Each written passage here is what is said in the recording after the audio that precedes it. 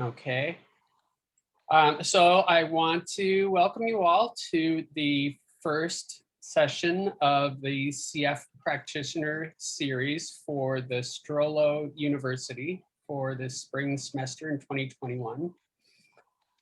This program, the STROLO-University, has been organized by the CF Lifestyle Foundation to help the CF population with living stronger, longer, or STROLO. And we are trying to provide resources as the lives of people with CF is growing, and that the needs of the population also are growing. And so as the CFLF has really originally focused on supporting costs towards exercise and recreation.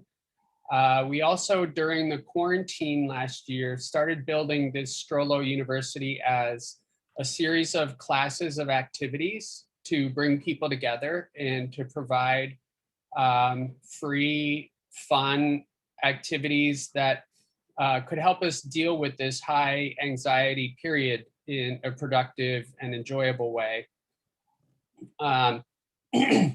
And in this semester of the STROLO-University, we've tried to build upon that and have a balance of both fun activities to do, whether it's some exercise like yoga or Pilates or cycling, as well as activities like painting and cooking and mixing music beats, but also some education around the research that's happening in the CF community, some of the practitioner discussions, and having more of a dialogue, an open dialogue with practitioners, as well as just building a stronger base of knowledge as a source of empowerment for patients.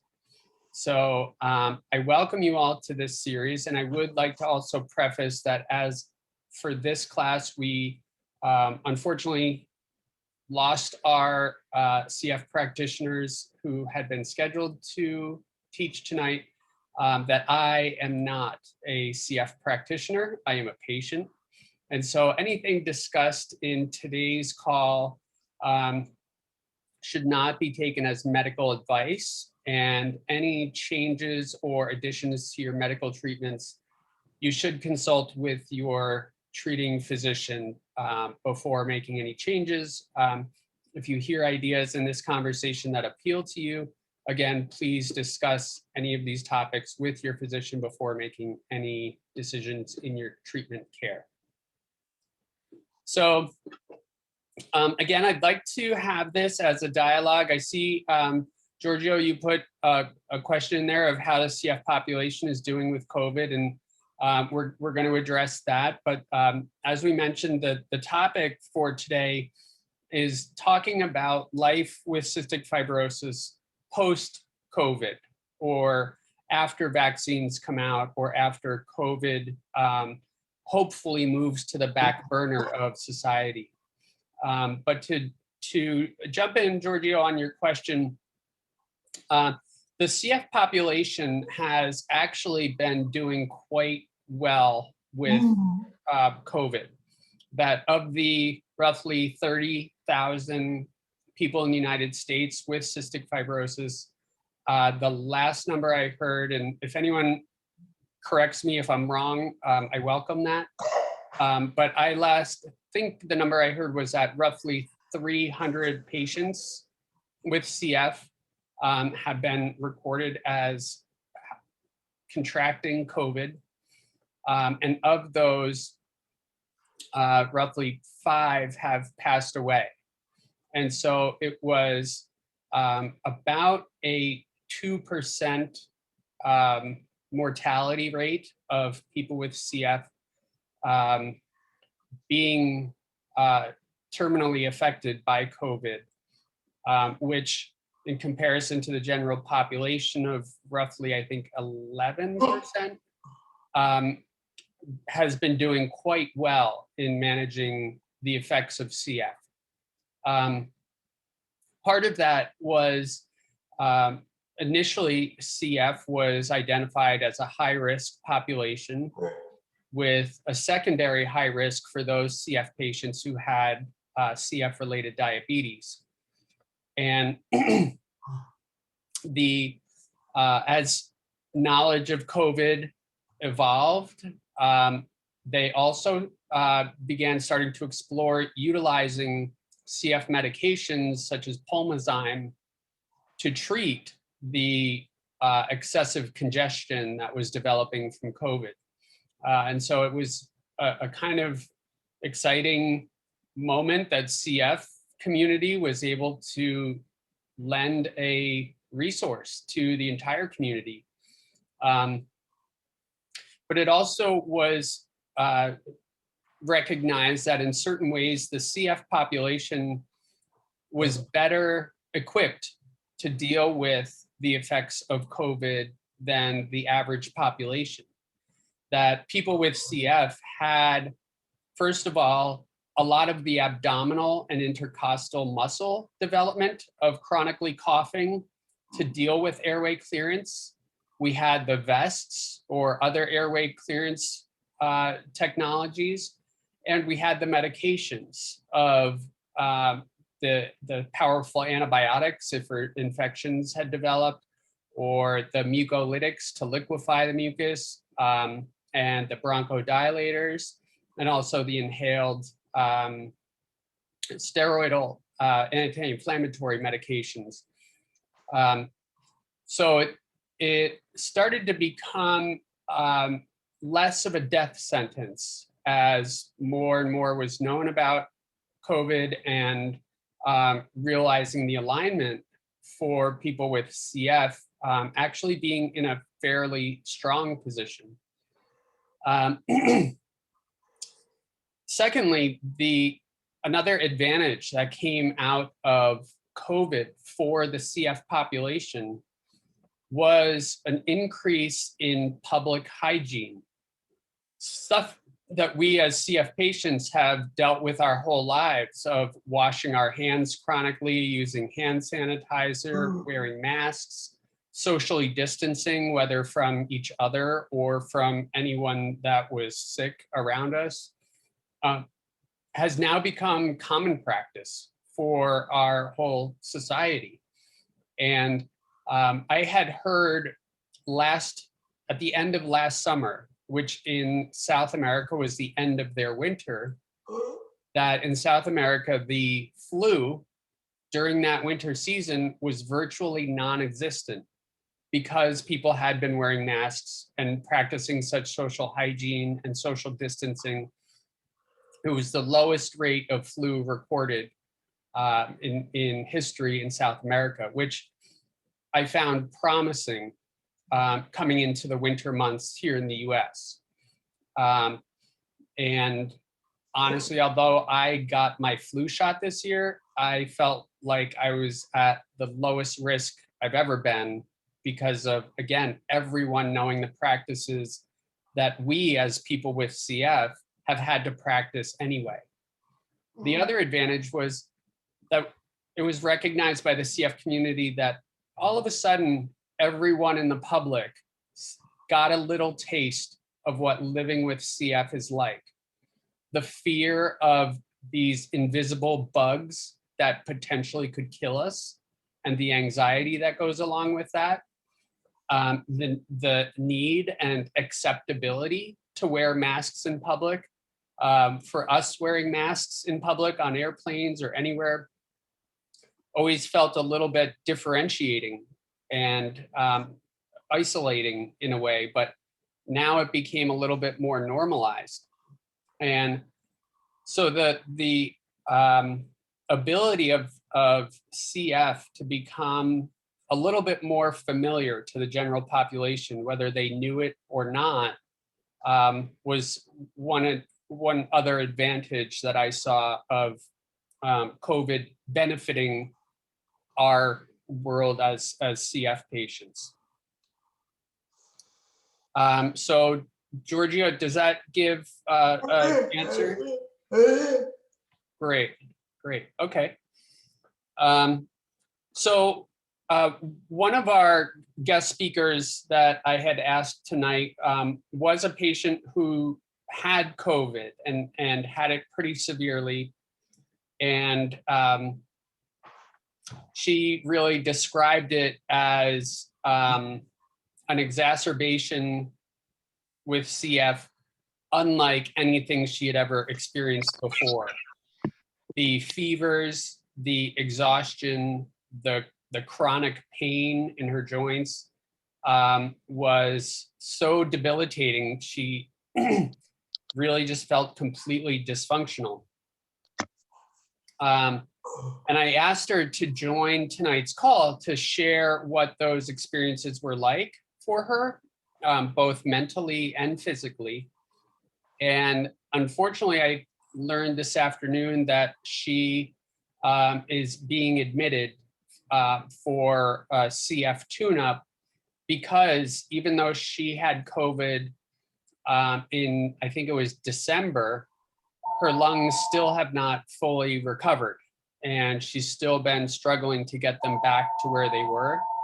So that effect, kind of opened my eyes to how lasting the detriment of COVID can also be, both for people with and without CF. An example of people without CF, just trying to think of personal experiences that I've learned about or could share, that some extended family of my own were seniors in their mid and late 80s who both caught COVID, a husband and wife.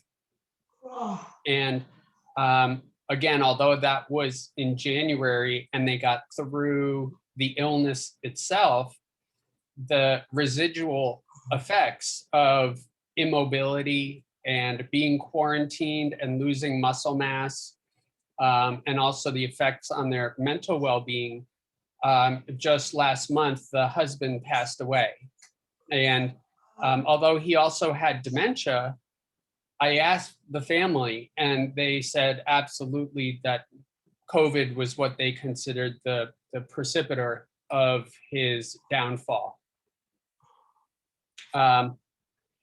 So, that's an element that this woman that I had asked for tonight really kind of opened my eyes to, that is also a segue into our next item of, well, actually it's a little bit later in the conversation about vaccination and the concern about lasting effects. But I don't think there's much known about the lasting effects of COVID, that it is a virus that even though we can develop the antibodies to deal with it, much like other viruses that can remain present and dormant in our bodies, there still is that unknown long-term effect of COVID and this strain of coronavirus. So I do think while there seems to be less of an immediate or imminent risk to the CF population than we once thought, that there is still risk. One risk is that we don't know how each individual person will be affected. Just like cystic fibrosis, COVID can be deadly to some and minimally effective to others. And B, that we don't know once the virus is in our system, what lasting effect that will have. So although we have vaccines now on the horizon and in our evolving in our daily lives, it doesn't mean that we're safe to go about as though coronavirus or COVID did not exist, or that it does not present a risk to us anymore. So the need to continue practicing personal protection and wearing masks and any type of equipment to protect ourselves as well as practicing social distancing, continues on, especially as CF patients. Those practices existed before COVID, and they will need to continue to exist after COVID. The mask wearing was obviously a very difficult and controversial topic that I think we as patients really wrestled with, and really wrestled with those who felt it was not necessary to wear masks for their own sake. But that felt very much like they were neglecting our well-being, or their neighbors, or their parents, or grandparents. It became a very politicized topic. And so my perception on the mask wearing was that really, ultimately, the most anyone can do, especially with CF, is to watch out for yourself. And so while many people started wearing these silk pull-up face coverings, or the lightweight surgical masks, I personally have continued to wear the N95 masks. And although I have been vaccinated, I continue to wear it. Because there's still not much known that if I've been vaccinated, can I still carry and transmit the virus and be asymptomatic? So I don't want to spread it to any of my family or loved ones. And but also, these new variants of strains continue to exist. And especially the variant strain from the United Kingdom, the UK strain, is recognized as much more, what's the word I'm looking for? Transmittable or contagious than the original strain of COVID. And the original, or the initial vaccines from Pfizer and Moderna are not known to have much effectiveness against these various strains. So I know I don't want to catch those, and that the burden of wearing a mask for me is very small. There's greater benefit to me in wearing a mask than there is burden in wearing a mask. So my choice is to continue wearing a mask. I do make exceptions when I'm outside and there are no other people around. I do like to feel the breathing of fresh air outdoors. And so there's an element of judgment involved too, of when it might be safe to not wear a mask, or when it absolutely should be wearing a mask. But I think part of that judgment and finding that balance also keeps me from feeling like a prisoner and feeling like I'm being held hostage by COVID. That if there are these moments of acceptable freedom, I guess, I'll be okay with taking my mask off. But I think, as we've seen, the social practices of hygiene, with now hand sanitizers at every store, most stores requiring mask wearing in the stores, with the exception of some states and counties. That also the need to continue that on a social level has and will continue. And again, I think that's a continuation for our benefit. It's something that I've recognized, and even just yesterday in the grocery store, there was someone without a mask, and immediately a store manager went up to them and said, "You cannot be in the store without a mask." And, afterwards I went and thanked that person for having the confidence and upholding that law. So it really is good to see a greater awareness of germs in our society. It really makes me wonder and fascinated by how strong the human immune system is. That for so many years before COVID, we did not have these practices and we did not go extinct. But it also, brings back discussions that people had seen in news articles from the 1918 Spanish flu pandemic, and the need for people to be wearing masks in public, and the same arguments of personal freedoms versus putting others at risk.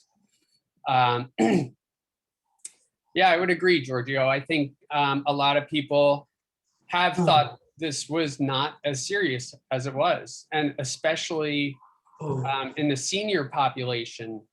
Initially, I think they did not grasp the severity of this. For my own mother, it took weeks of very aggressively yelling at her and her practices to open her eyes to how serious this was.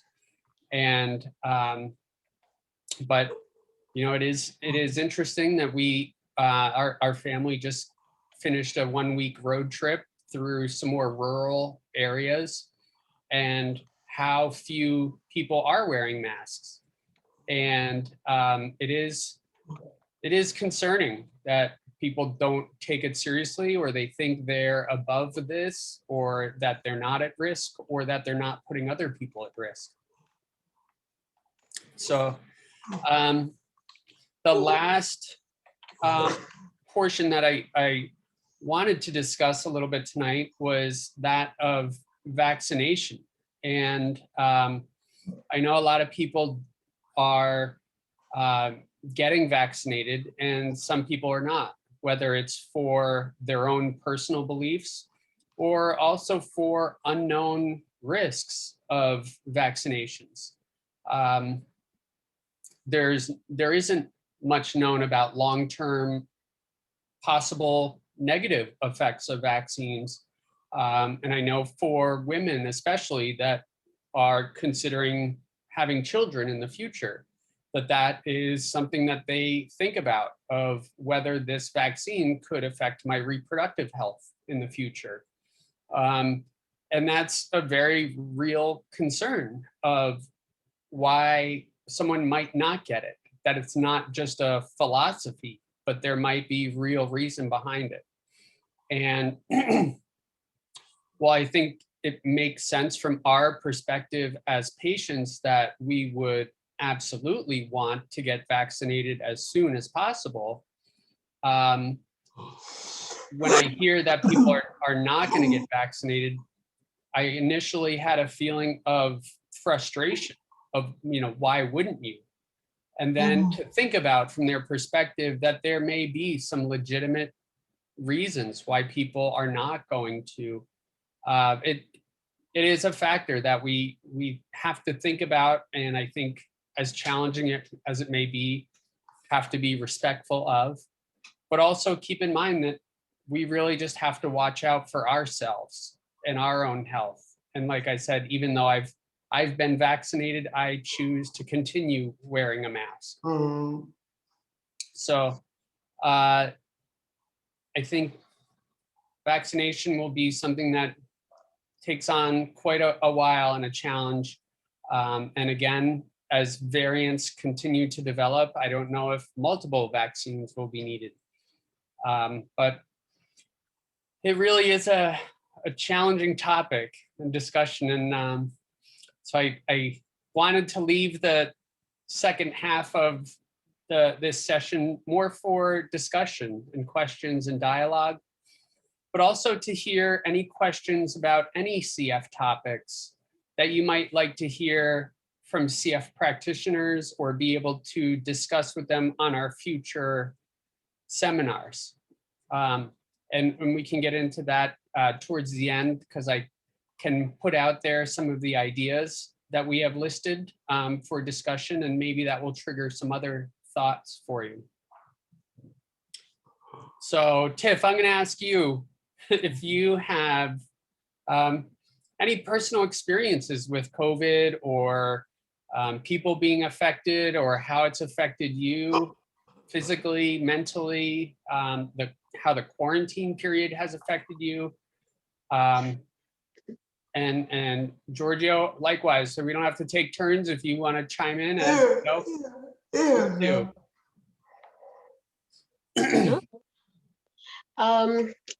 Well, I'll start with the quarantine itself. That was very interesting because when it started, I really didn't know much about COVID and all of that. And so I was actually still working. I had got laid off from my job because there was like no work for us. So I was door dashing at the time. And it was just after, starting to watch the news and hearing how many people was like dying a day. And I'm like, oh, maybe I should take this a little more seriously. And then my friends around me, they're like, you're still working? Like, you're the main person that should be in the house. And I'm like, oh, yeah, you're probably right.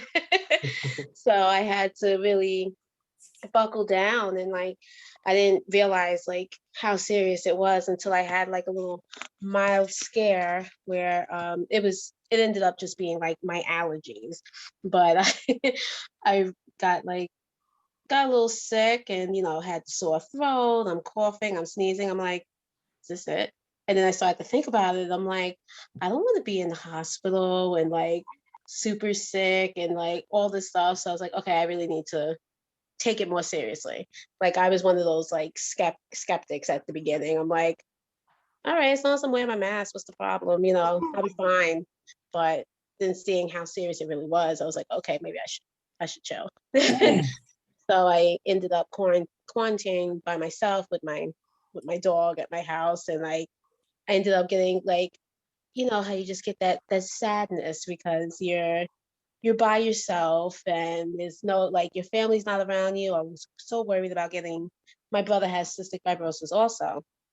So I was so worried about like getting him sick. My parents are older, so I didn't want to get them sick. And I'm like, I'm just going to stay here in my house by myself with my dog and just cry it out. Like, so that's how that started. And once I, realized, okay, I'm good. I stopped working, and then I was able to go to my parents' house more, be with them. But then that anxiety of, okay, now I'm not working, I'm being safe. Now, how are your bills getting paid? How, like, what are you going to do? You got to survive somehow.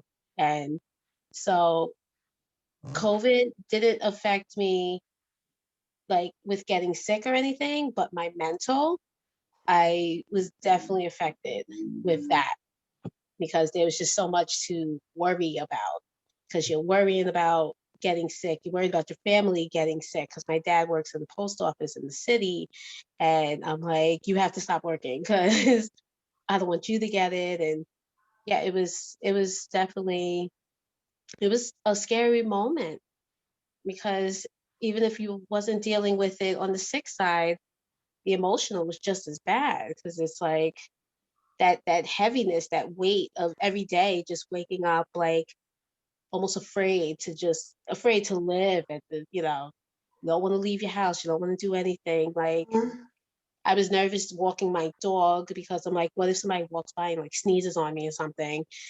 So your whole world was just like upside down from the whole thing. Did you And find, Tiff, that the mental health took a toll or had an effect on your physical health? oh yes, What did that definitely. look like? um with that, because I used to suffer from depression and anxiety, and like severe. So I would have bouts of either not eating or eating too much. It's like you just constantly have to be chewing on something, and it's literally like a nervous effect. So yeah, with that, I got sick maybe a few times just because you just want to lay there. You don't want to do anything.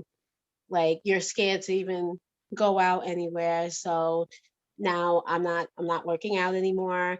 I'm not I'm barely moving around. The most I'm doing is going out to walk the dog for like 2 minutes because I don't want to be outside. Mhm. So between that and not getting any sunlight, Right. all of it affects you. You don't even realize how much you need that. And even just having communication with other people, not having that affects you. And you don't even notice it until you're like, oh, why am I like I would wake up and I'm just sad. I'm just kind of in just like just a rut. You're just like, do I get out of bed for what? I don't want to. Do I have Right. to eat now? Ugh. And then I'm eating junk food because I don't feel like cooking. It was just like a downward spiral. Right.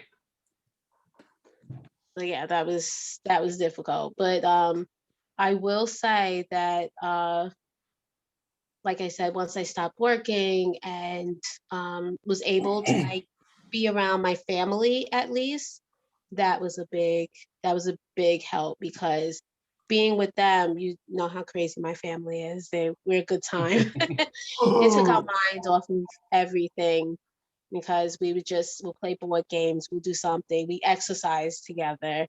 And then having Strollo come up, that was like game changer because then you was able to like talk to other people. It wasn't just me talking to my dog. Yeah. Right. Them just looking at me. So it was definitely like a big help. And I did have a few family members, outside family members that um got COVID actually recently. My uncle has it now. He was yeah, he was in the hospital for a little bit. Now he's finally home, but he has to walk around with oxygen and stuff. So it's yeah, I'm like, yep, it's still out there. Just when you're, like you can't let your guard down with this, It's like, oh, it's starting to get nice. Maybe be a Right. little lenient. No, definitely not. Right. Right. Yeah. Yeah. It is challenging. And Giorgio, where are you located?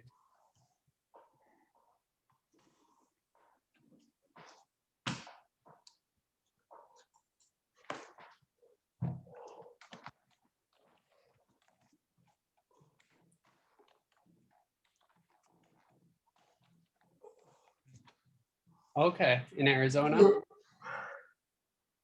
And do you have CF or is it a family member with CF?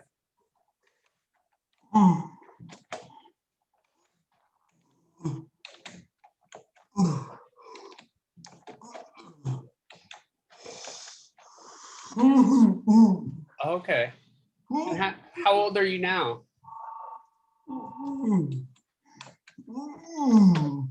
Okay. Me too, almost. Next month I'll be 45. You look so much better than me. Look at all, I got so much gray hair.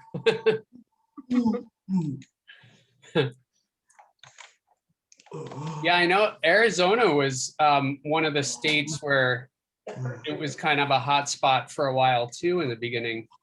Hmm. I imagine it was equally as stressful and anxiety provoking there.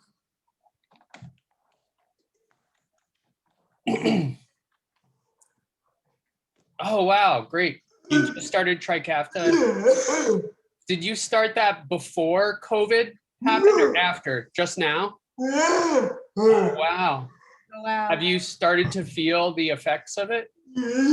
Oh wow. That is great. I'm so glad to hear that. That I think was one of the biggest blessings that happened to the CF community was, the timing of Trikafta getting approved right before COVID happening. Oh yeah. That I remember I was occasionally touching base with my CF doctor to ask how she was holding up during all this. And I was so shocked when she told me that during COVID, they had 0 patients in the hospital at the time. And it was mostly because of Trikafta. Mm-hmm. Some people were doing their IV antibiotics and treatments from home because no one wanted to be in the hospital during that time. But yeah, Trikafta has been really such a game changer for CF. I'm so glad you were able to start on it, Giorgio. Yeah, it's great. I started November of 2019. Yeah, so a little bit before COVID and stuff. And my brother started in January of 2020. Yep. Yeah, it's Wow. mm-hmm. Yeah, Giorgio, that's a great point about sleeping better. That like we don't wake up coughing or clearing our throat in the middle of the night. Mm-hmm. And to be able to sleep through the night makes such a difference on our energy level, our mood, everything. So I'm so glad that you were able to get on that.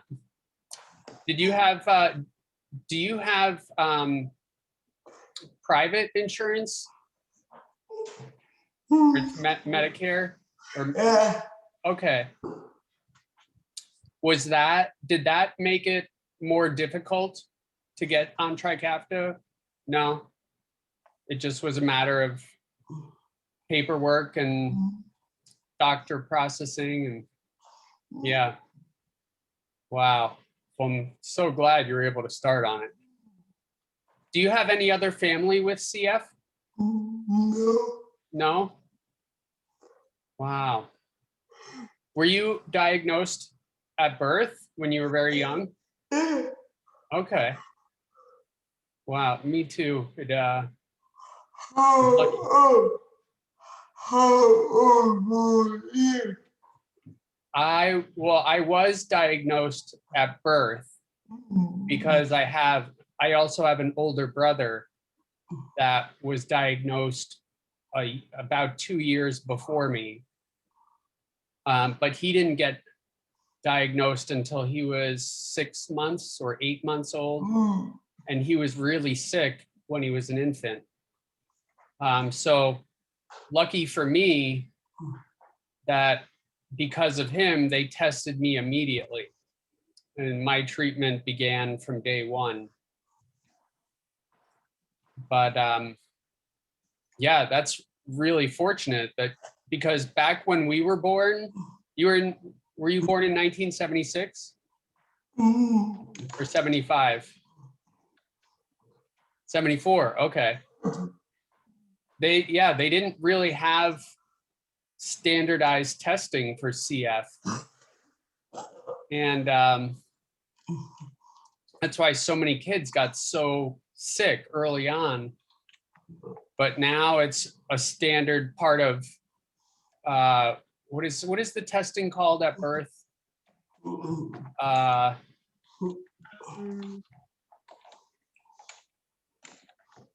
don't know. Something screening. Yeah, I can't think of the word. it's gone. Prenatal, not prenatal screening. Oh, nope, don't know. No, me neither.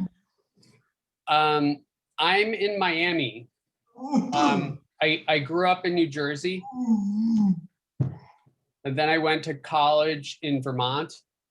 And I lived for 17 years in Vermont. And then I got cold.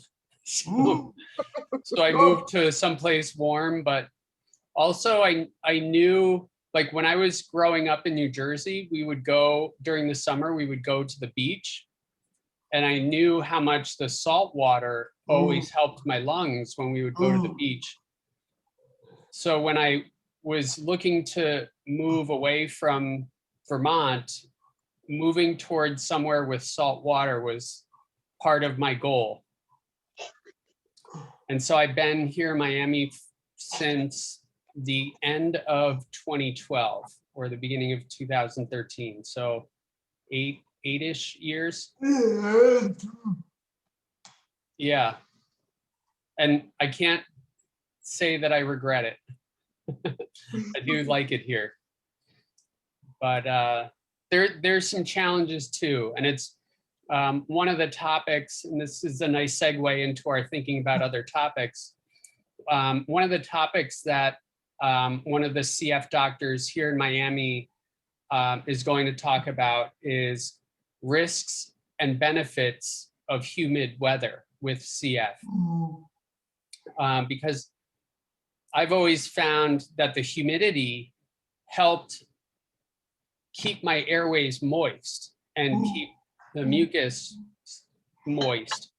Whereas if I would go to Arizona or California or somewhere, Colorado, that's very dry, I would always feel less congested. But I realized that when I would come home and come out of the airport in Miami and that humidity would hit my lungs, that really, when I was in the dry environment, it didn't make me have less mucus. It just made the mucus drier. And so it would stick to my lungs more, and it wouldn't cause me to cough as much, but it felt like it would build up more in my airways. So I know for me, the humidity felt better on my lungs, but then I've also learned that the humidity or the humid environment is conducive to many other types of bacteria. And one of which I learned about when I first moved here was a different type of tuberculosis that is found primarily in humid environments, and that in the Miami patient population was starting to be seen a little more commonly. So then I realized, oh no, should I not be in this environment? But for me, the ocean water was the primary reason I wanted to live here, and have used that as one of my tools of managing my lung health. But I have a list of some of the topics that we've been thinking about having CF physicians share about. And I just wanted to pull that up. Some were reasons to continue adherence with treatments while taking the CFTR modulators like Trikafta. I know it's been a big issue that doctors and providers have been faced with, is people feeling better on Trikafta and other modulators and feeling like they can stop doing their other treatments. So that's something that I felt was important, that healthcare providers could talk with about the why we should stay compliant with our treatments, even though we feel better. Another one was seasonal challenges with CF. And again, in wintertime, especially people living in the north, that coming indoors has a greater prevalence to sharing germs being indoors. And sometimes the heat coming on in houses can really dry out the air much more. But then again, in summertime, when you're outdoors and playing more, people can have less routine in their treatments, and it can be a real challenge to adherence. So just thinking about some of the seasonal challenges that people with CF face. Another was transitioning from pediatric to adult care. And you know, I know for a lot of people, that's a big challenge. And a lot of people who are still in their late 20s and even near 30s want to stay with their pediatric team. because that's who they know and that's the people they have relationships with. And another is just tricks and tips that healthcare providers have learned from other providers or from families of patients or patients themselves in managing their own best self-care. But do you guys have topics that you've wanted to talk about with providers, or you've wanted providers maybe to share their perspective about? We do have another series on research updates and some of the developments in the pipeline for CF, as well as works toward a cure and treatments for the remaining 10% of patients. But yeah, is that PCH is patient-centered health or patient healthcare?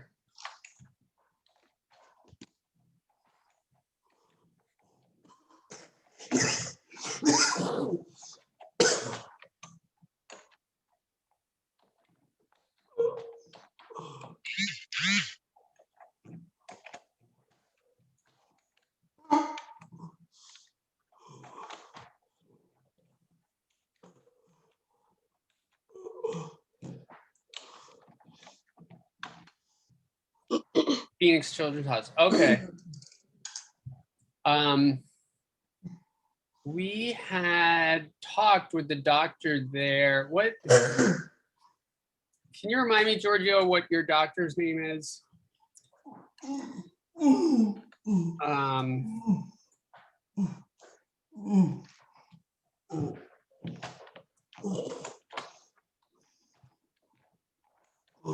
Or I'm mistaken. I'm thinking of a doctor in Tucson.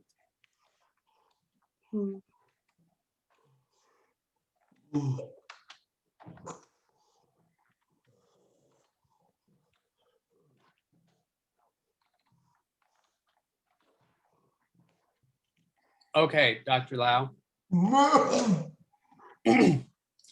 Yeah, I do know that name. There's so many CF doctors we work with. Yeah. Well, if you guys are able to think of other topics, another one that I talked with a doctor in Reno about is talking about people with CF going into high altitude or living at high altitude. Phoenix is somewhat high, right? Is it around 3,000 feet or higher? No. Don't know? No. Yeah. I'm gonna look just out of curiosity. And also anything that has to do with CF related diabetes. Yeah. I'm the worst. Yeah. I will reach out to, I know there's an organization, Attain Health in Montana, who is doing a series on CFRD. Giorgio, do you also have CF related diabetes?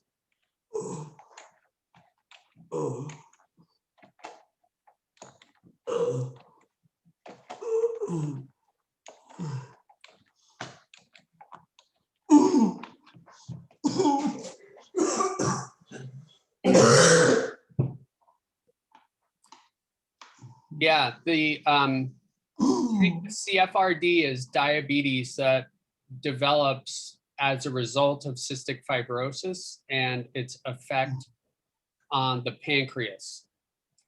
And so the digestive element of the pancreatic enzymes backing up into the pancreas is part of the damage that occurs that affects the pancreas making insulin.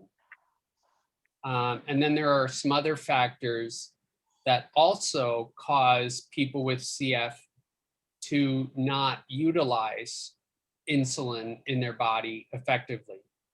So CF related diabetes is not a type 1 or type 2. It is actually a hybrid of both type 1 and type 2. And everyone has CF differently. People's cases of CF related diabetes are also unique to each person. So that's a great topic that we can learn about. The best explanation that I ever got about the effect of diabetes on the body, whether it's type 1 or type 2 or CFRD, came from an eye doctor. Because when I got diabetes, the eyes are one of the first places that damage can occur. And so they wanted to measure where my eyes are at so they can note if there's any damage going forward. And the doctor explained to me how diabetes works in terms of damaging tissue. And once I understood that, and I think that could be part of our topic about CFRD, once I understood the how of damage from diabetes, that completely changed my adherence with insulin treatments. I'm just a technical person, and if I don't understand it, I don't really feel like I have control over it or that I want to know more about it. But like this series really emphasizes is knowledge is power. And the more we know about it as individuals, the more control we can have over it too.